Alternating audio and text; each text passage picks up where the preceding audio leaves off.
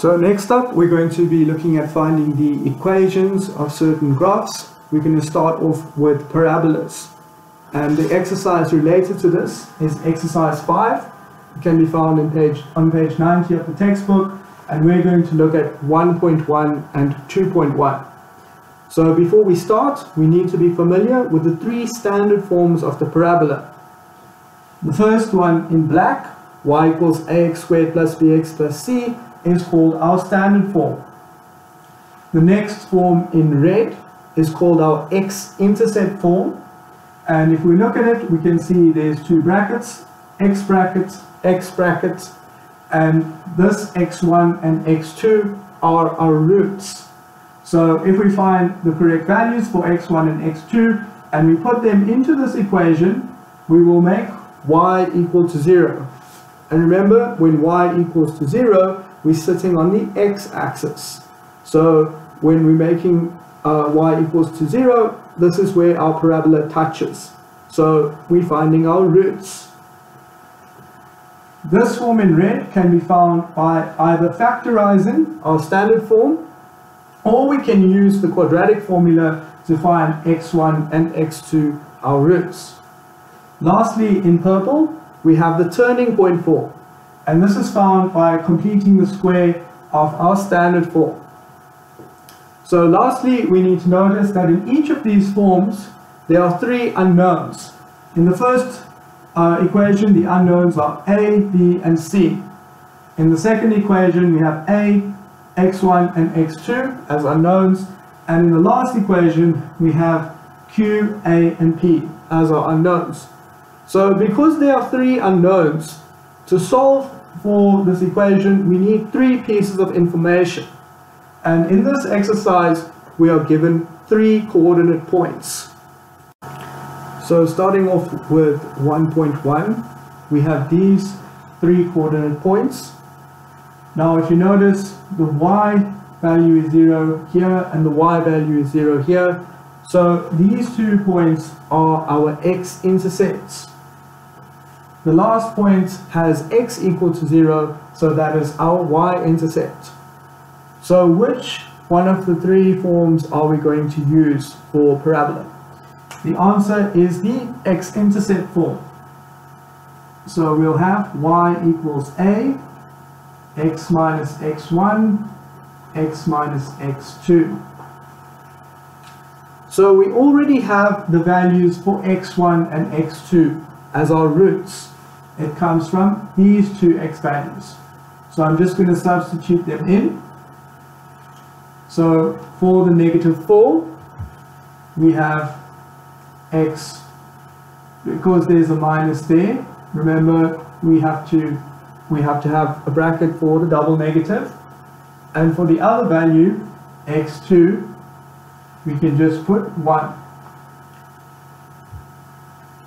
So this comes out to y equals a, x minus 4 is x plus 4, and then we have x minus 1. So once you've reached this point, you can just double check. If you put -4 in place of x, you get -4 plus 4, which is 0, makes the whole right hand side 0, and makes y 0. So this works. For the next point, 1, 0, if we put 1 in place of x, we have 1 minus 1, which is 0, also makes the whole right hand side 0, and the y value 0. So the last thing we need to find is the unknown a. So all we need to do is substitute this third point into the equation. So our x value is 0, so where we see these 2 x's, we are going to put 0.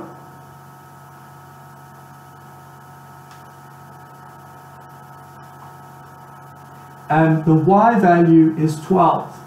So where we see y, we're just going to put 12. And now we get this. So you can see that it's one equation in one unknown. The unknown is a. So let's solve for a. So on the right hand side, we'll keep the 12. On the left hand side, it's a. 0 plus 4 is 4. And 0 minus 1 is minus 1. So we have minus 4 times a equals to 12. divide both sides by -4, and we'll get a equals -3. So the equation of our parabola is going to be y equals to -3, x plus 4, x minus 1.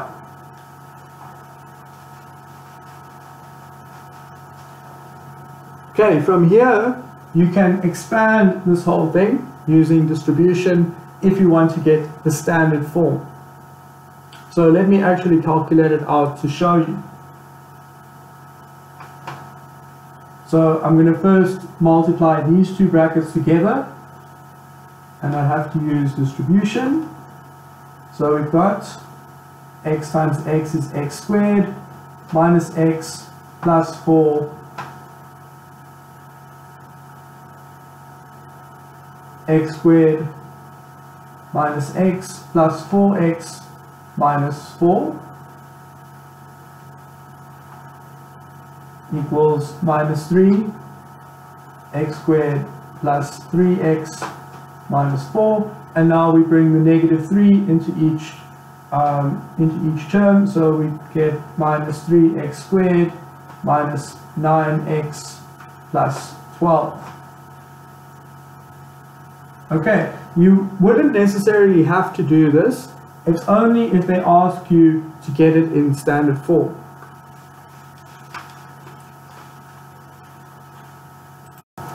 So moving on to 2.1. I'll read the question. It says, determine the equation of the parabola which has a turning point of 3, 4 and passes through the point 4, 2. So here we're going to use our turning point form. Let me put down the information on the coordinate points first. Turning point 3, 4, and there's another point 4, 2. Okay, now our turning point form goes like this: y minus q equals a times x minus p squared. So when we're given the turning point, we're actually given two pieces of information. We're given q and p. So the value of q is going to be -4, and the value of p will be 3. So once we've reached this point, we can do a quick double check. Remember, when we find the turning point, we need to find values of x and y that make each of these brackets 0. So for the first bracket, if we put y equals to 4, we get 4 minus 4, which is 0. And for the second bracket would be x. If we put x equals to 3, we get 3 minus 3, which is 0. So lastly, we need to find the unknown a.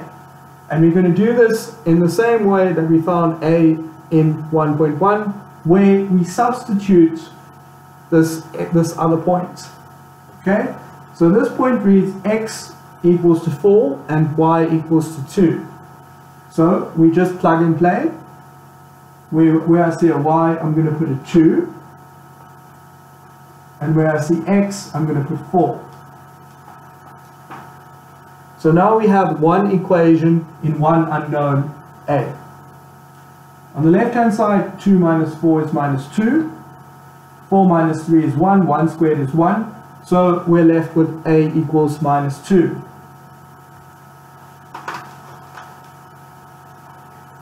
So then our final equation will read y minus 4 equals minus 2 times x minus 3 squared. So once again, we can expand out this whole thing to get our standard form, but you only need to do that if they ask for it specifically. So now we're going to look at finding the equations of hyperbolas, and the exercise related to this is going to be exercise 8 on page 99, and we're going to do number 1 and 2. So before we start, I just want to talk a little bit about the general form for the hyperbola, the general equation, and how this relates to the asymptotes. So our general equation is given here, y minus q equals a over x minus p. So when we were looking at axis shifts, when we moved the graph left or right or up or down, our asymptotes also moved simultaneously, left or right or up or down. So let's look at a little example to help clarify this. So I'm going to let q equal to 2, a be 1, and p be 1. Okay, so our standard graph, y equals 1 over x, looks like this. And when we have y minus 2, that tells us that there is an x-axis shift, and the x-axis can move up or down. So the minus 2 tells us the x-axis moves 2 down. So this is our old x-axis and our old horizontal asymptote, and our new x-axis is 2 down. So I'm going to leave this line here, and I'm just going to keep it dotted to represent our new asymptote. Now let's look at the y-axis shift. When we have x minus 1, it means that the y-axis, which can move left or right, minus 1 means it moves 1 to the left. So this was our old y-axis. Our new y-axis is like this. And I'm going to rub it out. And this is our new asymptote. Okay, the equations for the asymptotes, because our y-axis moved 1 to the left, this is going to be our new origin, and our new asymptote is going to be 1 to the right, so we have the equation x equals 1.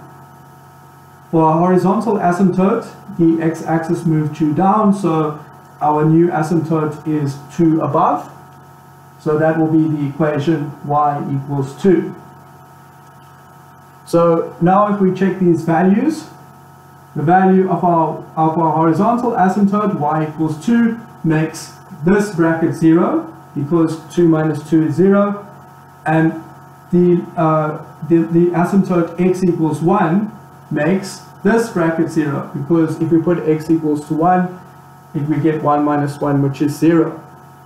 So in other words, the value of p and q are our asymptotes. So p is going to be our vertical asymptote, q is going to be our horizontal asymptote.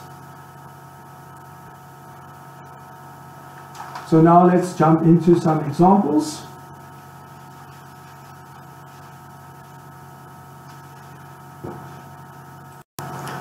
So I'll read out question 1. A hyperbola has two asymptotes, x equals minus 1 and y equals 4, and it passes through the point 1, 3.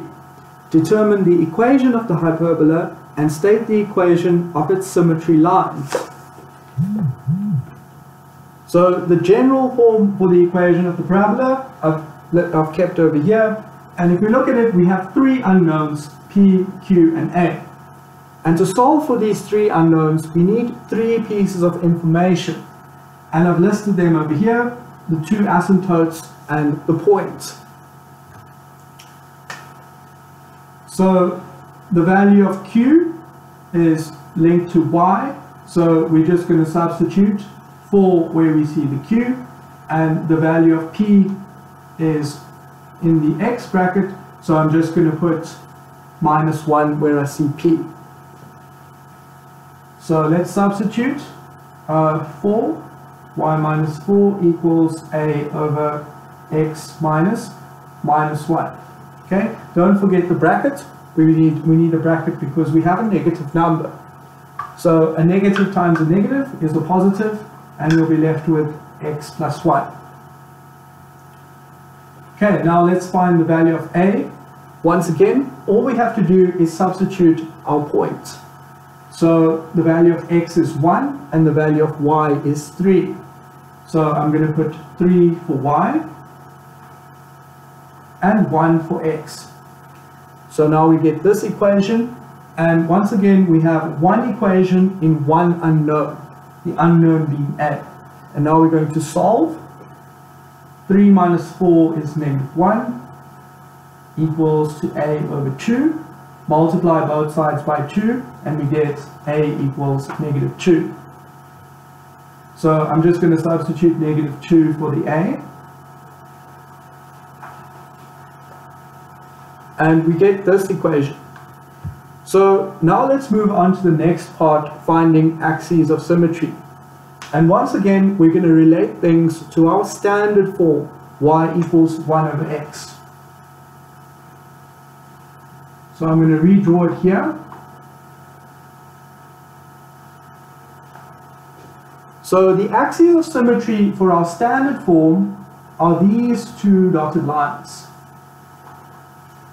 So if we were to draw this graph on a piece of paper and say we fold it along this dotted line, then this lower branch would overlap perfectly with the upper branch. If we were to fold along this dotted line, then the upper branch of the upper part of this branch overlaps perfectly with the lower part, and the upper branch of this part, the upper half of this branch overlaps perfectly with the bottom part. The equations of these lines of symmetry are y equals x and y equals minus x. So all we're going to do is take the equations for the axes of symmetry for our original graph and adjust them based on our new graph. So for the original graph, one of the axes of symmetry is y equals to x, and for the new graph, all we're going to do is where we see y, we're going to instead put y minus 4, and where we see x, we're going to put x plus 1. So let's see what that gives us. We get y minus 4 equals x plus 1, and now we just solve for y. So we bring the 4 over to the other side and get y equals x plus 5. What about the other axis of symmetry? So we have y equals minus x from our standard form, and once again, where we see the y, we substitute y minus 4, and where we see x, we substitute x plus 1. So I'm going to get y minus 4 equals minus x plus 1. Okay, just make sure you put a bracket around this whole thing, because the negative applies to the whole thing. If you didn't have a bracket, the negative would just apply to the x.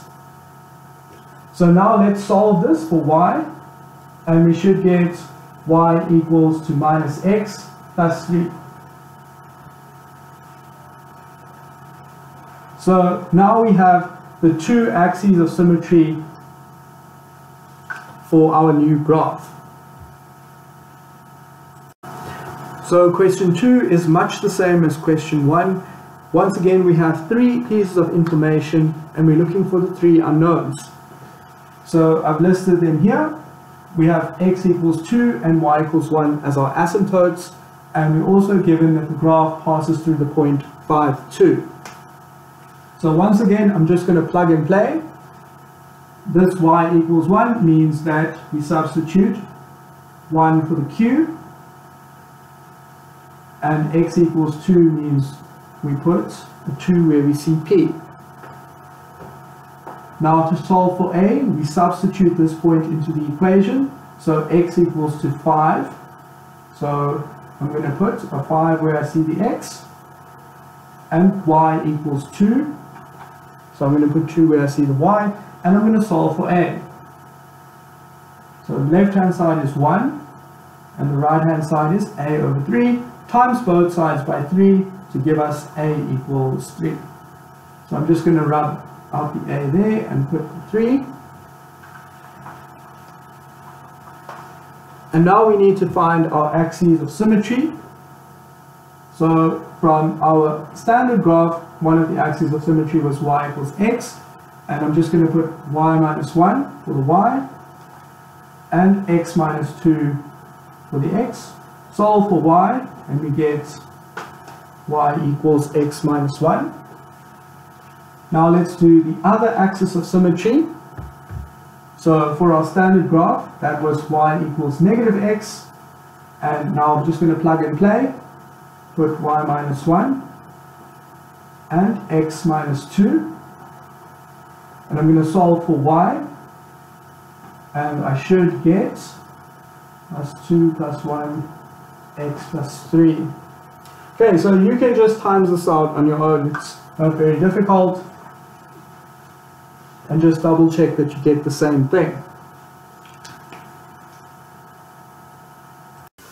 So lastly, we're going to look at finding the equations of exponential graphs. And the example related to this is the worked example at the bottom of page 104. So our general equation for the exponential graph is given there.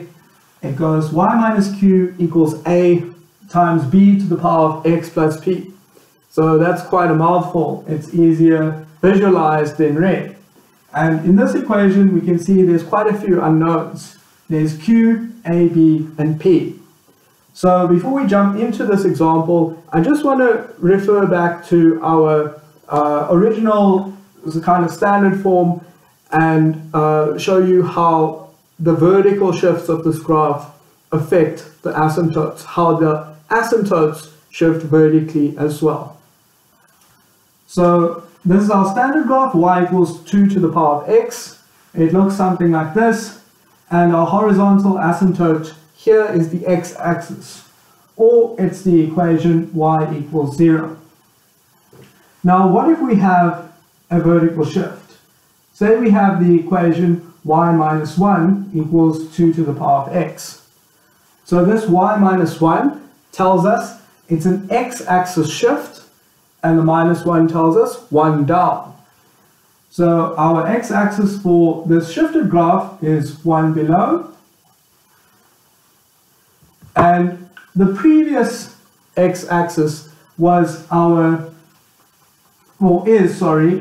new horizontal asymptote. So in other words, because we moved our x-axis 1 down, our horizontal asymptote is 1 up.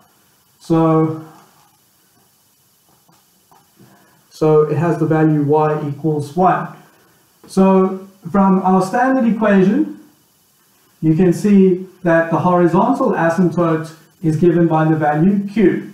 So it's y minus q here, and it's y minus 1 here, and this 1 is our horizontal asymptote.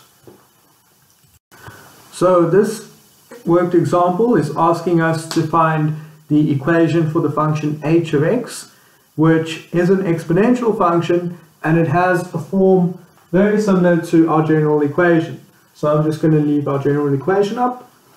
Then we have a whole bunch of information. This graph function h of x passes through the points C and D. These are the coordinates for C and D.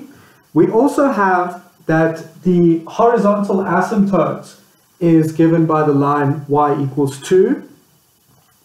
And then we also are told that A must equal to Q. And it's asking us to determine the unknowns. So first things first, I'm going to use that piece of information, A equals Q. So instead of A, I'm going to write a Q. And then we are told that the horizontal asymptote is 2. So the value of Q must be 2.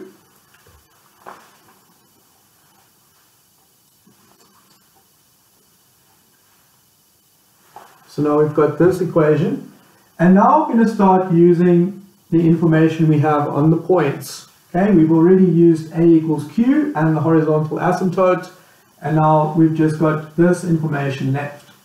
So I'm going to substitute the first point C into this equation. So C has the x value being 3 and the y value being 4. So where I see a y, I'm going to put 4 because that's our y value.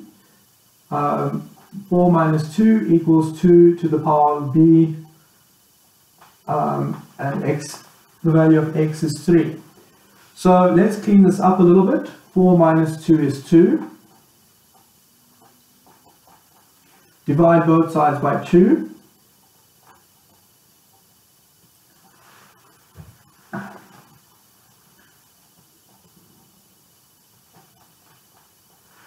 And now we get this equation, 1 equals b to the power of 3 plus p. Now, this is a single equation in two unknowns. Usually we have one equation in one unknown and we can solve, but generally when there's two unknowns in one equation, we cannot solve for it. However, this is a special case. So how do we solve exponential equations?